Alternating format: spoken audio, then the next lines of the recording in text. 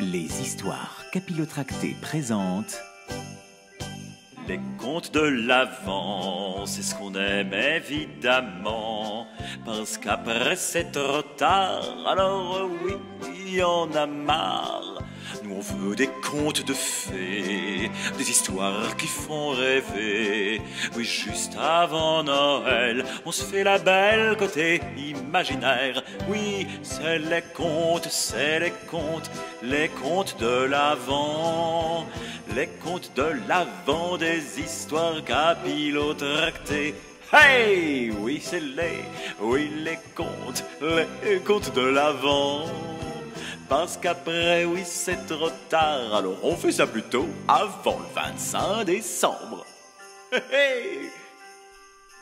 Aujourd'hui, le 11 décembre, je vais vous raconter l'histoire des 13 frères. Là-bas, au fond de la lointaine Afrique, le malheur s'était abattu sur une tribu. Chaque nuit, Gorgou, la grand-mère du clan, s'étendait sur sa paillasse en attendant que vienne le sommeil, mais le sommeil ne venait pas. Gorgou était trop triste pour dormir. Elle ne pouvait que pleurer. Le vieux roi, son mari, était mort, ne laissant derrière lui que problèmes et discordes. Depuis sa mort, ses 13 fils se disputaient violemment pour savoir qui deviendrait le nouveau roi, et Gorgou pleurait et pleurait encore. On avait pourtant demandé conseil aux anciens de la tribu. Le sorcier avait lancé ses osselets magiques, on avait observé la position de la lune et des étoiles. Tous ces signes donnaient la même réponse. Un seul homme était digne de prendre le trône, Djaboula, le plus jeune des fils du vieux roi. Mais les 12 frères de Djaboula étaient furieux et jaloux.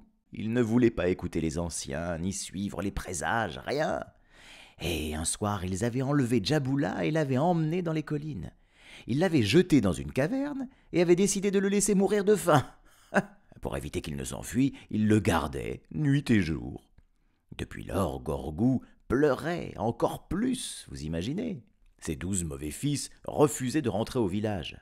Mais nul n'osait les affronter, car c'étaient les guerriers les plus jeunes, et les plus forts surtout, de la tribu. Cette nuit-là, comme toutes les autres nuits, Gorgou ne pouvait pas dormir, insomniaque comme jamais. Soudain, elle entendit quelqu'un marcher dans sa case. « Qui est-ce » s'écria-t-elle. « N'aie pas peur, grand-mère, ce n'est que moi, Tombi. » Tombi était une grande et belle jeune fille, et elle était amoureuse de Djaboula. « Écoute-moi, Gorgou, » reprit Tombi. « Je veux que Djaboula revienne au village. J'en ai assez de voir notre tribu si malheureuse. J'en ai assez de la sécheresse. Depuis que le vieux roi est mort, il ne pleut plus. Et je sais pourquoi. J'ai entendu les oiseaux dire aux nuages de s'éloigner tant que Djaboula ne serait pas roi. Moi aussi j'en ai assez, mon enfant. Mais que pouvons-nous faire ? J'ai une idée, Gorgou. Je ne peux pas te dire ce que c'est, mais je veux que tu me donnes ta bénédiction. Garde ton secret, mon enfant, et sois sans crainte.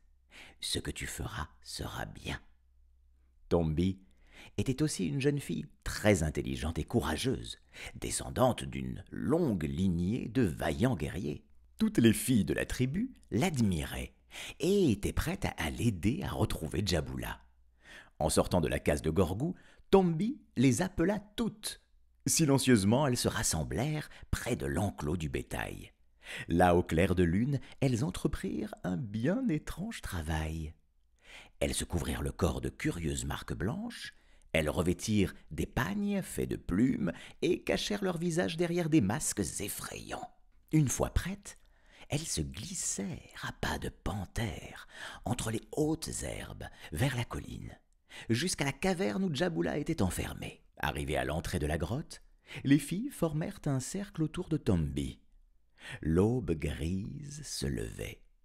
Soudain, un cri à vous glacer le sang retentit. Aussitôt, les 12 mauvais fils s'éveillèrent en sursaut et saisirent leurs lances. Une voix inquiétante lança alors depuis l'ouverture de la grotte. « Sortez, bande de lâches! Vous qui avez besoin d'être 12 pour garder un seul homme.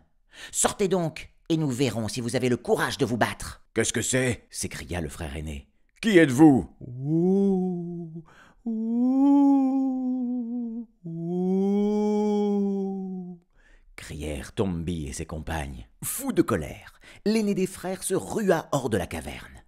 Horreur!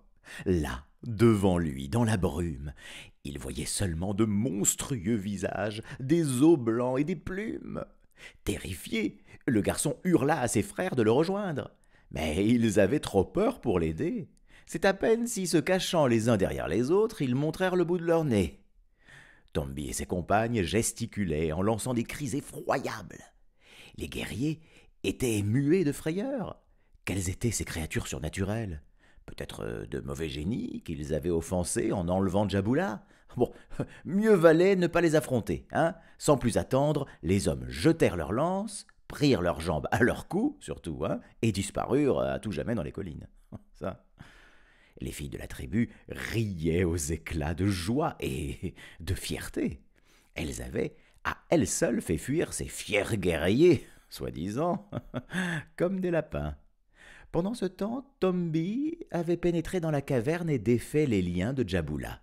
Il était si pâle, si maigre, mais, plus important encore, il était vivant.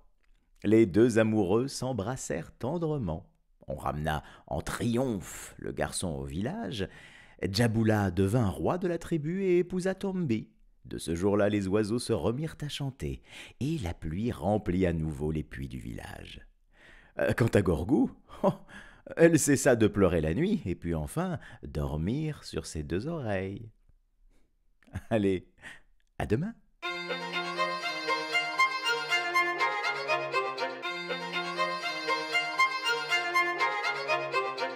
Les histoires